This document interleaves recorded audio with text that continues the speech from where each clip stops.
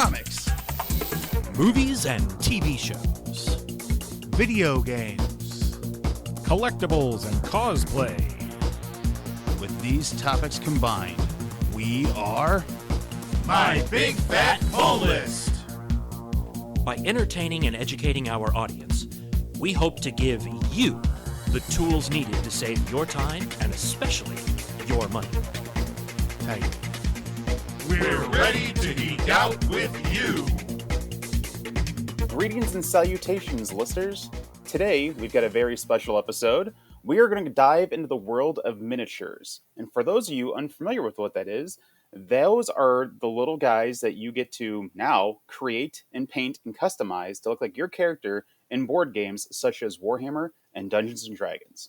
Now, I have just seen it when I go to this place called Miniature Market to play D&D on Wednesdays. I've never fully dove into that world. I've always had friends, like I bought a character and they either painted it for me or somebody else has customized it.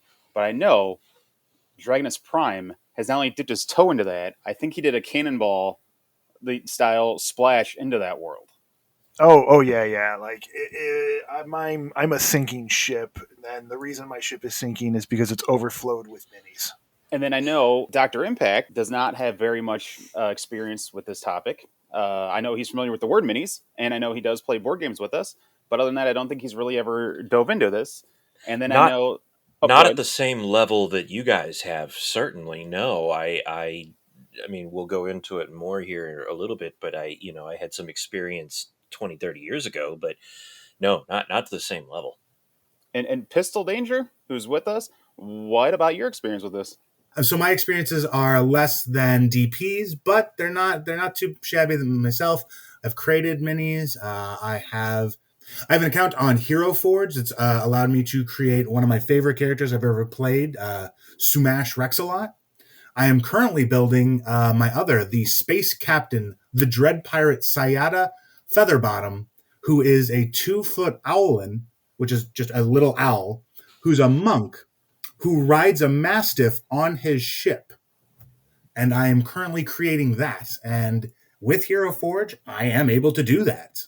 Now, I do not paint minis, in fairness to DP. I have mine painted. But also, speaking of that, there's a new world of 3D printing. So you don't even have to go to a store anymore. You can literally create them on your computer and print off a mini. Yeah, that's a good point. Like, there's also a ton of websites out there that offer files. Like, they've already got pre-made and pre-sculpted minis that you can go on, like Etsy. You can buy files from. You can even buy STL files from HeroForge, from the ones that you make, that you can download and print for yourself and paint them if you so wish.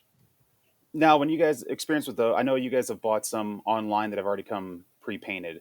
Somebody told me that depending what site you use, it might not be painted. It might be a different color resin that they use when they 3D print it. And I heard that can be kind of bad. I heard that paint's better. I don't know. We could leave that up to the listeners out there who do minis themselves, or your guys' opinions on that. Well, that's another whole episode. That's another whole can of worms, whether or not you want painted or unpainted, and if you want professionally painted from like a professional painter, or if you want, like, for instance, WizKids offers a series called Icons of the Realms, where they put out a bunch of booster boxes that have like 4 miniatures in them that are already pre-painted. Usually it's kind of like action figure style pre-painting, where it's kind of assembly line painted miniatures. Got you. And it's kind of fun because you get a booster box, you don't know what's in there. So I know me and Mrs. Prime, whenever we go up to Miniature Market, we always buy ourselves a booster box of any set of Icons of the Realms, just for fun, to see what we get out of them. And just like a booster box, pretty much is like those mysterious, blind. It's a blind grab. I was going to say it's a blind pack, right? Like, Yeah. Okay. Like a pack of baseball cards. You don't know what's in there. Gotcha.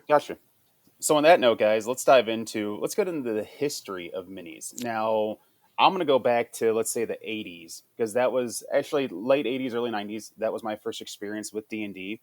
I remember when you got like the first edition, all it came with was a cardboard playing board, like all games did, like Monopoly and Sorry and all those games. And then you got a token, which is just a small piece of cardboard with a character's face on it, and that was your guy. That game later evolved into you got a little plastic piece, not painted, that represented like your elf with his bow and arrow or your dwarf with his warhammer. And that was about it. And you were happy to kind of have that. I don't know if you guys had any experience with those or not, or if you want to chime in some stories. Well, actually, as I push my glasses up on my nose here. He's actually doing it, people. He's actually doing that. The history of wargaming goes way back, or in miniatures goes way back to before the 80s in D&D and such. It actually goes back to like the early 18th century in Prussia, where they used miniatures for big battle simulated war games. Similar to that now of like when people would play like Warhammer or any of those type of miniatures games, that the big battle games. Now it's similar to that, but they used actual troop style things. So was it used as like making battle, like not No. so much a game, but okay. It was a leisure activity. And they did that. The military did that too, though, where most of them would have Yes. like a miniature painted like a tank to Sure. equal like first infantry or first armored or whatever. That's been around since forever. Yeah, that's been around But since. yeah, but Dragonus is more talking about how they actually used it in like almost like a scenario, like you would a game, and they actually used the miniatures to move their character around and see how it would play out. That's actually the part of the origins of D&D where that came from. Interesting. There were, correct me if I'm wrong, but there were some sort of miniatures that were around like in the late 70s, early 80s. Dragonus, I don't know if you recall, when we were young, we would go to holidays on our dad's side of the family, and there was one of our cousins who was very much into all of this stuff. He had this whole table set up in the basement in his room with these little metal minis, and I don't know if they were part of D&D or if it was part of a different game or what, but that's my earliest recollection with any kind of a mini game piece. I forgot all about that. I've never even heard of that. So they were like metal miniatures. Yeah, They used were, to make yeah. it pewter. They were probably made of pewter, then I would imagine too. Yeah, the old D&D miniatures were made of pewter. I don't even know if they were D&D because Right. I don't remember. We didn't really mess with them too much because our cousin was like 10 years older than us, and we didn't want to mess with his stuff. Right, of course he'll beat you up, right? You get that, Right. Yeah. Yeah. And if it was D&D, then the devil was going to get us if we messed with it. That's true. That tricky devil. That still holds today, guys. So Yeah, that's right. It's very Yeah. much. Have you seen Stranger Things season 4? I mean, it's that's very right. prominent. Yeah. Still out there. The curse is real. But let's dive into now currently, right? So currently, as time progressed over and board games start getting more advanced and start getting more popular, I know that they came out with games such as Warhammer. And I know Warhammer contributes hugely to the world of miniatures because in that game, you needed hundreds, if not more, miniatures. And those tables that they have set up are ginormous. It's like an 8-foot Pool-sized table. Yeah, it's like an 8-foot by 6-foot table with real terrain, and you can bring in other stuff too for it. Oh, it gets intense. I heard those games can last 3 to 4 hours easily. And then they dove into the world of. From there, you have your D&D. Star Wars got involved. Star Trek got involved with miniatures, where you could have customized like X-wings and Starfleet Academy ships, which was always kind of very cool. It's kind of same size board. And then they even advanced further with that to where we are now, where you can custom make your own figure for whatever game you're playing. Yeah, there's a couple of sites where you can actually do that. There's obviously HeroForge, which we've mentioned previously in this episode. HeroForge is probably the leading one in my opinion because you can also now print colored minis. It's also what I've found is the simplest. Like it's the most user friendly. Yeah, I would agree. The other one is Eldritch Foundry. And Eldritch Foundry, I like the way their models look, but they don't have as many options and they're not in color.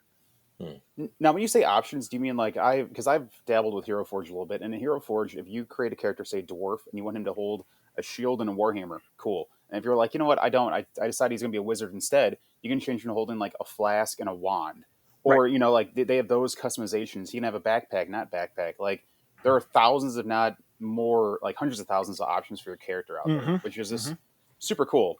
Is Heroes Foundry the same way, or is that what you mean by like limited options? Eldritch Foundry, yeah, they're the same way. They don't have as many like hand and clothing options as HeroForge. Gotcha. Okay. That's for our listeners out there in case you guys want to go build your custom character. Now you kind of know which site to use. And I will add to that to all the listeners out there, as someone who is not as versed in minis and in tabletop games as the other guys here are. I have used HeroForge as well before. We were all at one point playing a horror western game called Deadlands, and I created a HeroForge mini of my character on that. As someone who doesn't normally go on there, it's incredibly easy to operate. As Pistol said, it's very user friendly, and it's more than just options of what kind of gear and clothing you want your character to have. Mhm. You can actually alter the poses and the forms of these things. It's Mhm. really wild, but it's very easy to use. Oh yeah, I love it. Like they give you preset poses, but it's like, well, instead of this, would you like the hand closed and tilted 30 degrees to the right? Well, yes, I would. Well, do it yourself, but you can, and like you can get super in detail into the weeds in this. Like I like that ability. I don't always do it, but I do like the ability to get super nerdy about it. When you guys have ordered from them, has the figure come in as like pictured on the site? Does that make Yes. Oh, sense? yeah. Okay, I because mean, sometimes like you can be like, oh, the picture looks super cool and clear, and you get it, and you're like, oh, look like this, the red painted it and gave it to me. Smurfy, you've seen Sumash Rex a lot. I've Sure, shown yeah, you the picture that I sent in the group chat for our D&D, and then when I the was actual physical showed up, he's not as shiny, I would imagine, as he was, but like, Yeah, the colors aren't as vibrant as they are on the gotcha. computer. But I mean, still, if that's your biggest complaint, not bad. right. We will have to share on our Instagram and social media sites some of the minis that Mhm. we have made so that listeners can Mhm. see some of those. Yeah, no I'm doubt. more than happy to show pictures of my Dragonborn Barbarian who thinks he's a wizard. He is terrific. Well, don't forget, we also are making guys for the Ghostbuster RPG you had running, man. I still have mine in the save file. I haven't ordered them yet. They're still in the save file. And that's the thing about that site. You can. It's not just for D&D. It's for almost any board game you're playing nowadays. They Mhm. have Mhm. stuff for everything. Like we mentioned Deadlands before, which is kind of a sci-fi western game, to Ghostbusters, which is very current, modern, to D&D, which is medieval. So I'm part of a few Hero Forge groups on Reddit and Facebook where people share and post Hero Forge minis that they are making, and there are a lot of people that make a ton of Hero Forge miniatures for Warhammer. oh, Oh, I really? imagine so, yeah. I mean, I could totally see that. Not being in the world of Warhammer, I wasn't sure what the rules were because I heard some of the guys can be I'm not really either. strict. So I Right. didn't know if they were like, you have to buy our product, buy the product, and you can't play, or how they were. So I'm going to assume that in the world of Warhammer, if you're doing tournaments, you have to have official Warhammer. But I'm guessing if you're just a few buddies getting together and playing, right, Yeah, if it's you're just house kind of rules. right? right, house Yeah. rule, yeah, exactly. Now, there's other ways to get miniatures besides the Hero Forge and Eldritch Foundry, as well as the Icons of the Realms I mentioned. WizKids, who, for any of you at home might know, WizKids you are fairly popular back in the early aughts when they came out with the HeroClix hmm miniatures. I was going to That's bring why it them up sounds later. familiar. Yep, Okay, I've used some HeroClix miniatures for D tabletop miniatures. They also have a line called Nullsers, Nolzur, and they're unpainted miniatures that fit in that they're officially licensed by Dungeons and Dragons. huh. You have like human fighters and Dragonborn paladins and all the different races and classes, as well as they have a bunch of monsters and even as big as massive dragons that you can get unpainted. Interesting. Okay, and are they all unpainted, or do some come painted? They are all unpainted. There is a line of Nullsers, and for the life of me, I can't remember what the name of it is, that comes painted Okay, already. They're like really highly, nicely painted. Each Nullser, though, the unpainted, you get like two minis for like $5. oh, that's not bad at all, price wise. Right. And Because then if you normally want, minis are fairly expensive. yeah, well, not as expensive as you think. Really? That's about average price. And then if you Okay. wanted one of the premium painted ones that they make on the Nullsers, you can get one of those for about $10. Oh, that's not bad at all. No.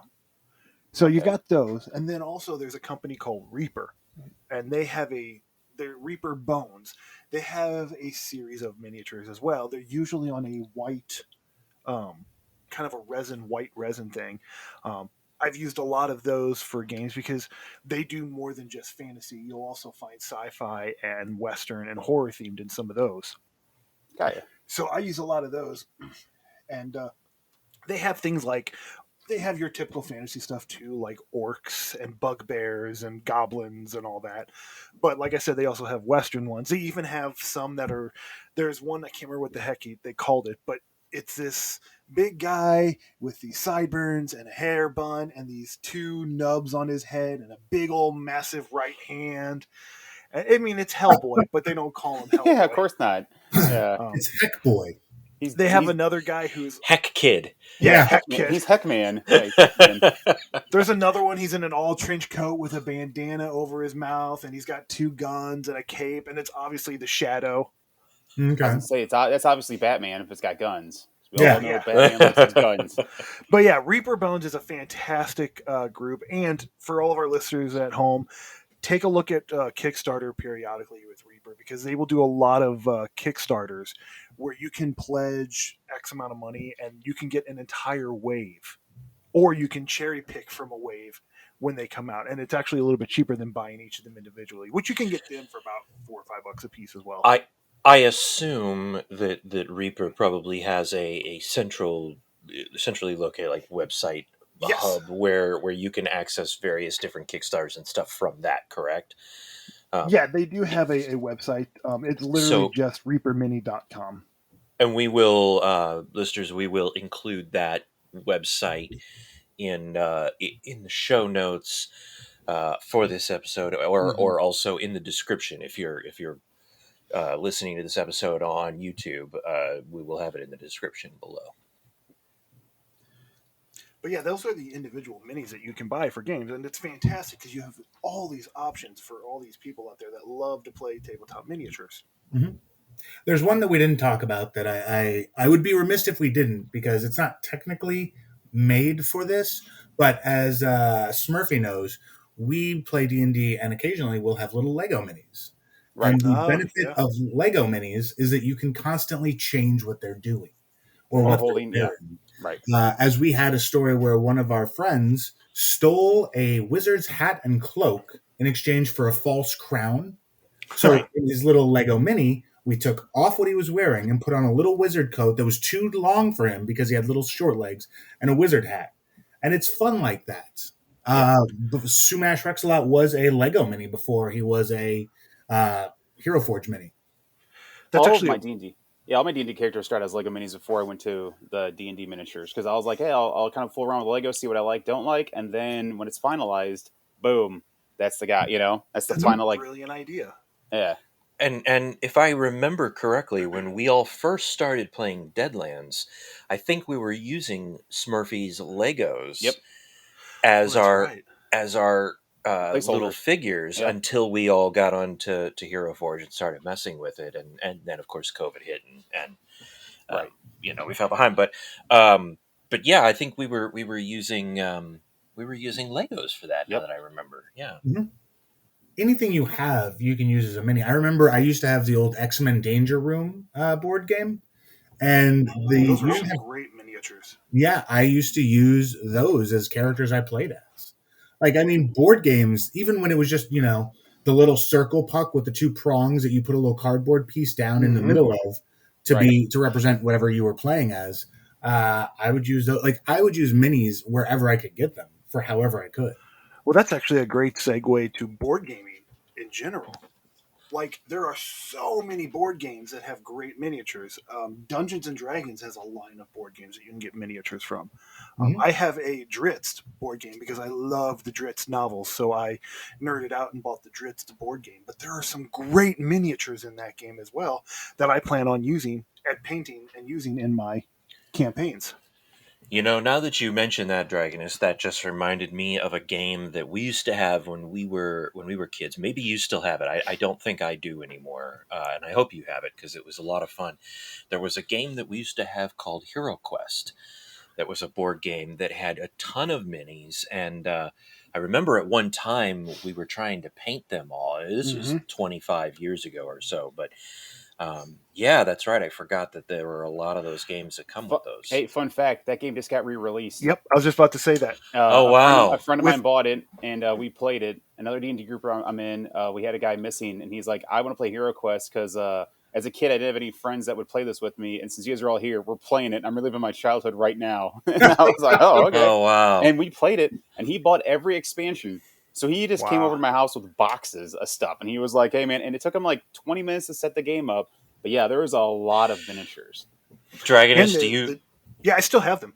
do you have it? Okay. Yeah, I wouldn't mind checking that out sometime. Oh, I yeah. use them constantly in my games now. Now, and have you painted them? I've painted about half of them. There's a lot. Okay.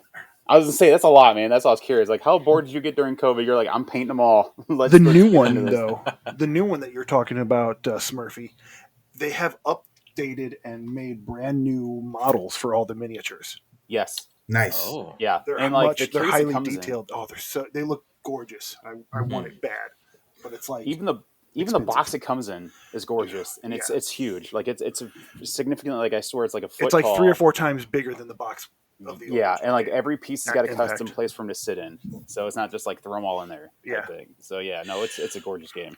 So let me ask you guys something. What I guess what would denote miniature versus game piece? And what makes me ask this is because Pistol mentioned the XMen Danger Room game. We used to have a game also, and I think I still have this, the XMen Red Alert or something like that.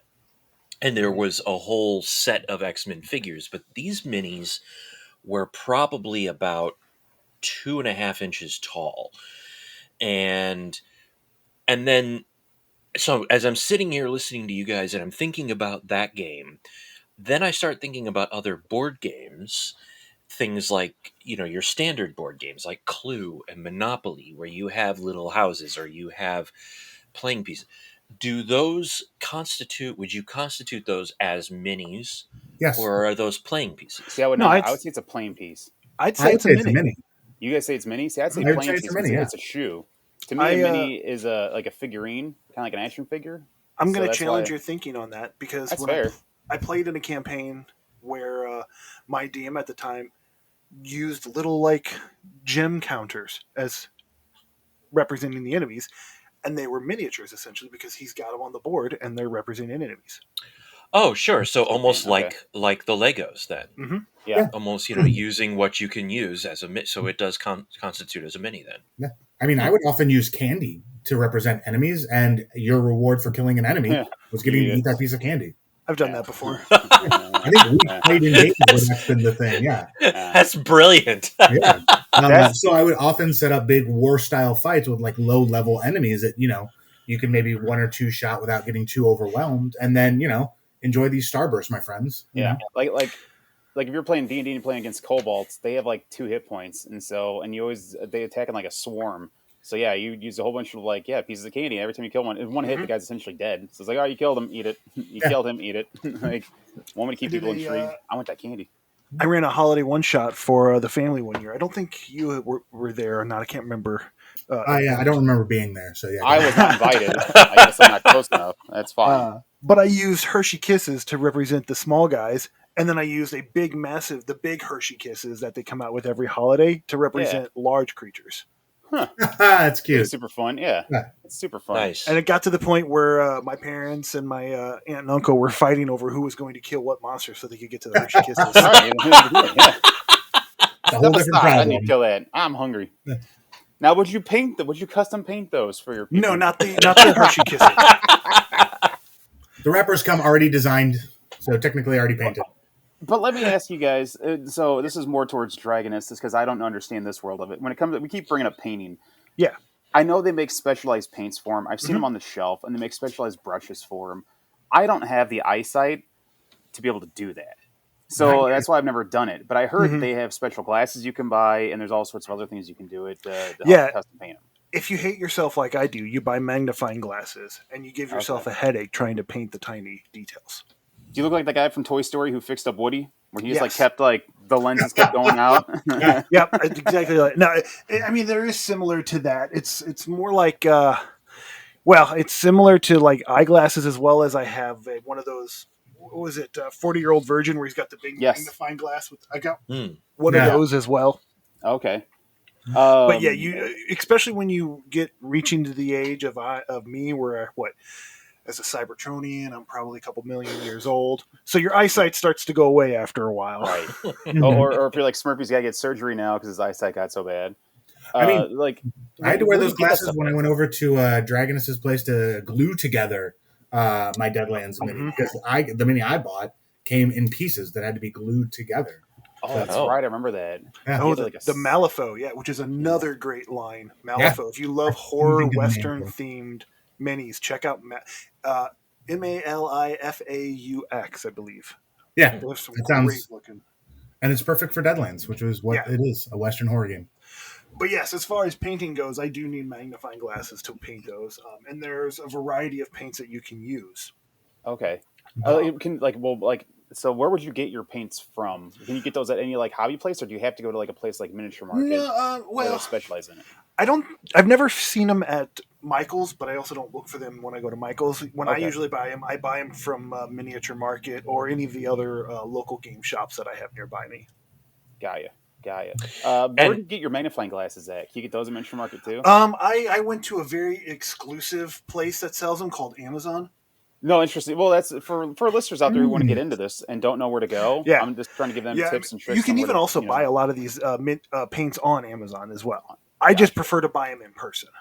Yeah, I do too. I'm being old able to fashioned like see- that. Yeah, being Right. able to see the paints and the colors is much Yes. better than what you might like. Oh, this looks red on Amazon. And you get it's a bit more orangish. So yeah, Right. I agree. Yep. So, what is there? Is there a special base to the paints? Like, can you just use any kind of acrylic paints, or do you have to use like a model paint? Or because I know when I So- used to build plastic model kits Mm-hmm. years ago, yeah, I could use any kind of paint. Sure, any kind of paint will go to it, but specifically model enamel paint took to the plastic better. So is there a certain kind of paint that is better for minis? Yeah, you don't want to use model enamel paint for miniatures. Okay. All See, right. no, that's good to know, man, because that's Yeah. what I was. Yeah, I would if I Yeah, I had would- some I would've. left over, I would have used it. Yeah. You Right. want to look for acrylic paint. The Okay. model enamel paints, because the miniatures for the most part are they're not exactly rubbery, but they're not exactly plastic like a model. Gotcha. So the Because they have a paint little bit of doesn't flexibility to them. right, and the enamel paint doesn't always dry on some of these minis. I was So going to it's say that'll always be a kinda little sticky. Yeah. Right. So you usually go with acrylic paint, and you always want to make sure that you prime your minis before you paint them.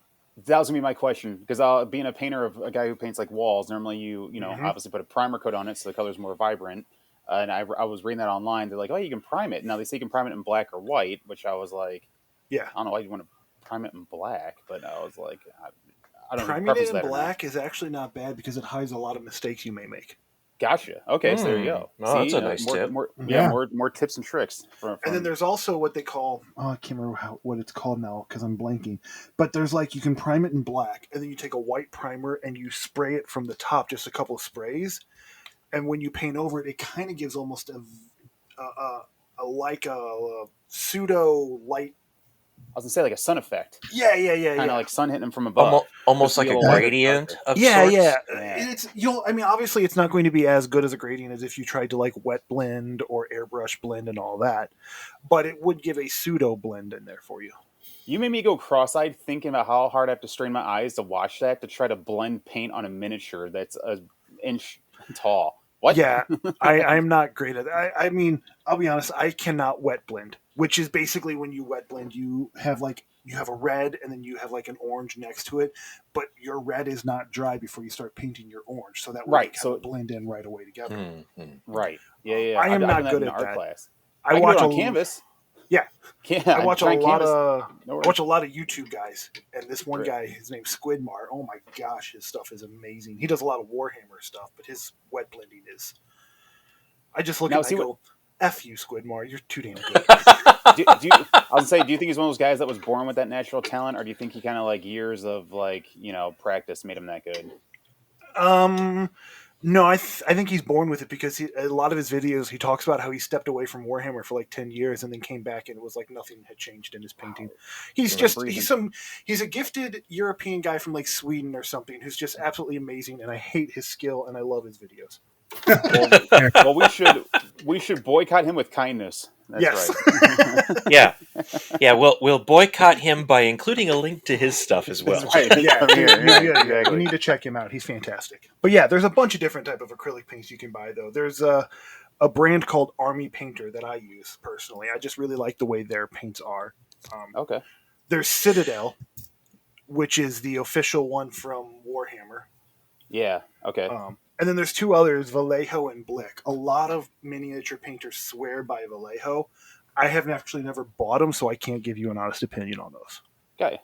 Now, what about for those gamers out there, those listers who, like us, are maybe financially challenged, let's say. So, when I'm doing my regular canvas paintings, because I am financially challenged, I will just go to Michael's or Walmart and just get the 64-cent acrylic bottles of whatever the cheapest thing is. Sure. Obviously, acrylics are going to work on a mini. Are those less desirable then? So those ones are very, very usable. You can't, especially if you're painting on a budget. They're not as. If I remember, I don't use them, but if I remember right, they chip a little bit easier. Even if you try to put like a clear coat on them, they're a 64-cent, 90-cent bottle of paint. Sure. Yeah. As compared to the like Army Painters, which are about $2 to $3 a bottle. Okay. So This is a silly question. Have you ever tried spray paint any of the minis? Just to prime them. Okay, so that's what's curious. So yeah, so there you go, listeners. If you want, you can prime a whole big old batch of them in a hurry with some spray paint, and then get some brushes and some magnifying glasses and detail them. When they dry. Got ya. And the ideal thing is too, once you paint them, is you really need to figure out your washes. So what do you mean by that? So explain the washes. Yeah. Explain what that is. A wash is a very, very like rundown, almost ink-like consistency of paint. And when you put it on the miniature, it'll seep into the cracks really, really nice. And so that way, like I use mainly, there's a wash that Army Painter makes called Strong Tone. That's why your miniatures look so good and mine look like globs of goo, because I just keep adding more paint until the cracks sealed in. Yeah. That explains everything. Yeah, I usually add a Strong Tone wash, which is kind of a deep dark brown wash, almost a black wash. And then when you paint it, it goes into the cracks and it really highlights the cracks and crevices. And it saves me from having to do a lot of wet blending because I can't do that on those tiny miniatures, but it still gives it a really nice look. Another awesome tip. Yeah. Mm-hmm. And sorry for the silence. My brain is just like soaking up all this knowledge, and it's blowing my mind. Like I said, this is a world that I've only seen. I've never really stepped into. So this is really kind of cool to know. I was gonna say I'm not as versed in it as you guys, and my brain is a little overflowing at the moment too, because I really just kind of thought, we'll just sit here on this week's episode and geek out about minis, and I feel like instead I'm getting this awesome 101 tutorial from Dragonus on customizing to minis and stuff. So but to your point, that's really amazing. To geek out on minis, you can go to Google and look at some of these guys, their creations and paint jobs, and like these guys who go to tournaments, they will have for Warhammer, especially since they have armies. Every army and ship they have is like this customized paint, like professional army guys, where they're like, my theme is red, and all their ships and all their guys will have red on there somewhere. Like one sleeve will be red, or like a wing of a ship will be red. I've seen so many different combinations and creations. I was like, this is super cool just to Google and look at it. Yeah, it's fascinating to look at a lot of the painted miniatures out there from like people that are leaps and bounds better than I will ever be. And that brings me to another one. And they keep bringing out minis every time I go to the miniature market. They have a new one, right? And it's like they just released what was the 5-headed dragon, I think it was. Tiamat? It's like what? Tiamat. Is that its name? Yeah. Yeah. Okay, The I god didn't know of if you were dragons. stuttering. Yeah, because It's I was like, the goddess of the chromatic dragons. Okay. okay, so like that doesn't come pre-painted, does it? I haven't seen the one you're talking about. If it's a Nullser one, it probably does not. But if I remember right, there was an Icons of the Realm one that came pre-painted. Interesting. But that So one, if I you were- think, is an older one that's probably going to be more expensive to buy as it might be discontinued. Oh, okay, I got you. So just like in the world of collectibles, they do discontinue miniature molds. Interesting. It's also heartbreaking because if you really like one that you found from like 10 years ago, odds are it's gone. It's going to cost a lot. A lot of websites too, though. Like if you find one from the Icons of the Realms that you really liked, that's those pre-painted ones that you really like.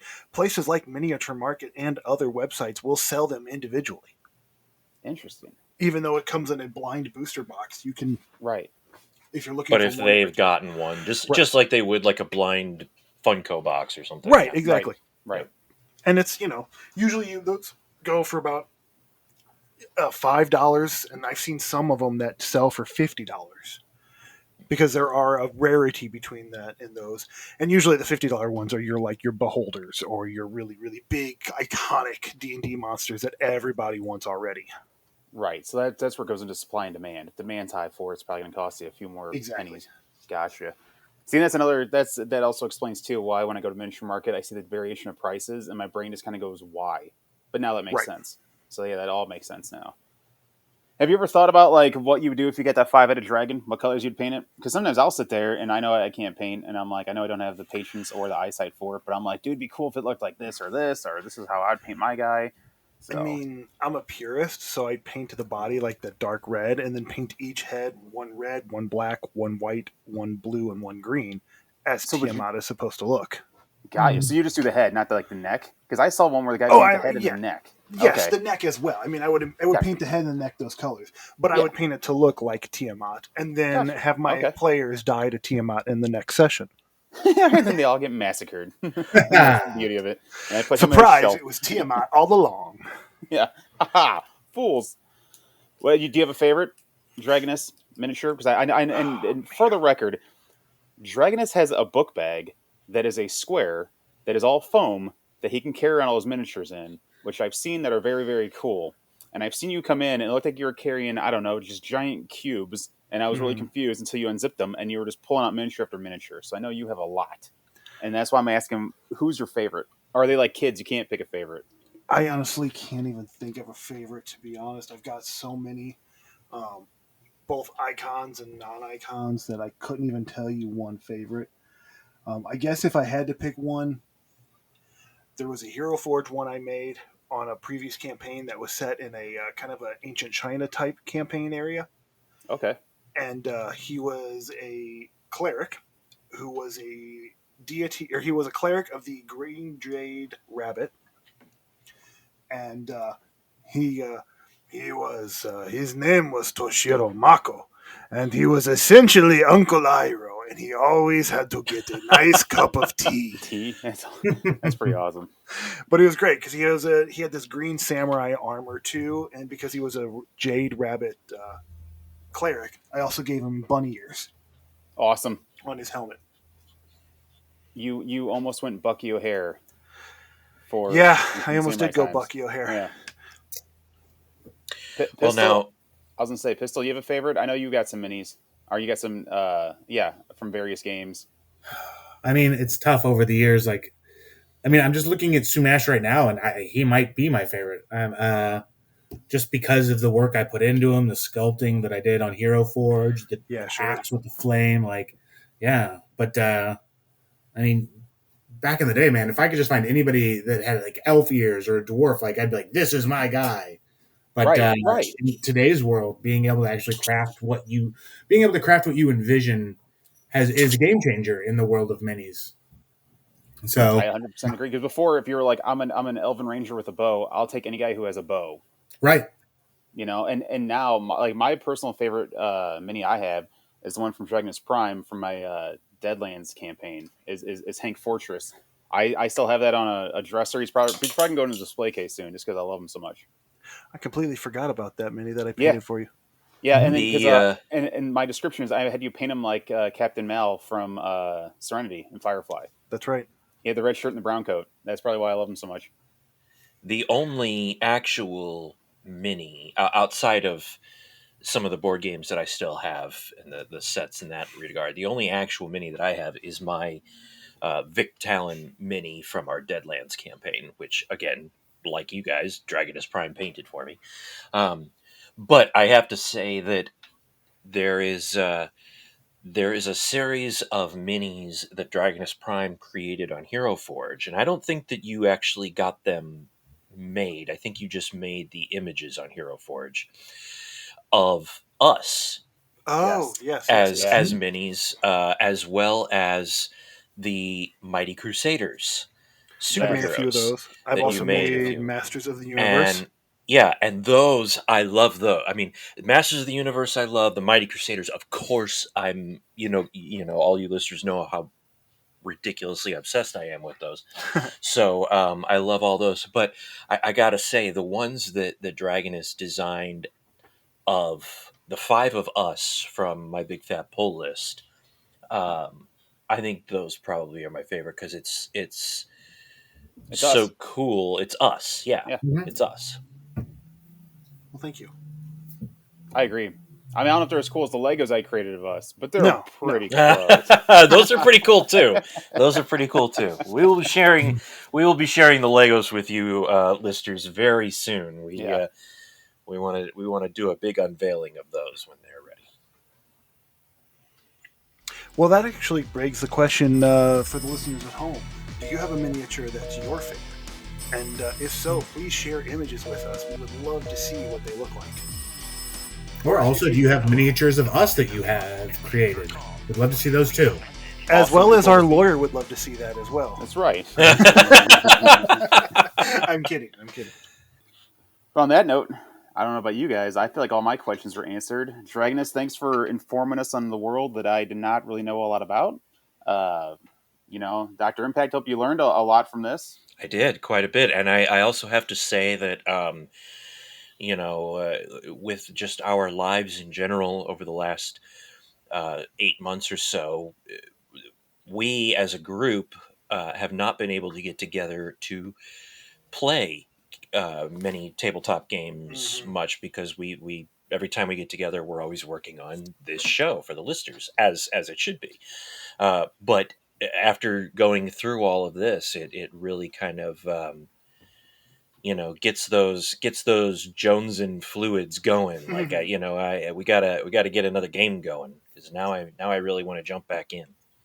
Yeah, man. Thanks for reminding me about those Ghostbuster minis that we'll never have. Thanks. Why I brought that up, sir? That's ignite the flame to get that game going again. All right, that's what I do. So you shut your horse mouth. Well, and on that note, I think we've teased it before, but we will be doing a My Big Fat Pull List tabletop game at some point, hopefully very soon, once we can get things together. We're just trying to get a little bit more equipment set up for it, but yeah. What are we going to fight? Tell me the plot now. Who's the villain? I need it all now. Meow, meow, meow. Spoiler! You're all going to fight Dragonus Prime, and Dragonus Prime has 5 different heads now, and each one's one of the different chromatic dragons. Oh, okay. You know what? That's fair. And I will not survive that fight, but that's fair. Well, you know what, guys? We had this one coming. we had this one coming. This is our bad. This is our bad. I think that about wraps up for minis, guys. Listeners out there too, feel free to comment on everything they said. Post pictures. Hit us up with more questions if you want to know more, or if you feel like we didn't cover something well enough. Let us know. We'll do more research and we'll come back and answer all your questions for you. On that note, guys, I'm Smurphy. I'm Dr. Impact. I am blinded from painting miniatures. Dragonus Prime. Pistol Danger. No quip, just my name. See you guys next time. And with that, the knowledge is yours. What does it even mean? Are you a lister? Do you want to be a lister? You can be a lister today. Join now. Join what? Where? What are you talking about?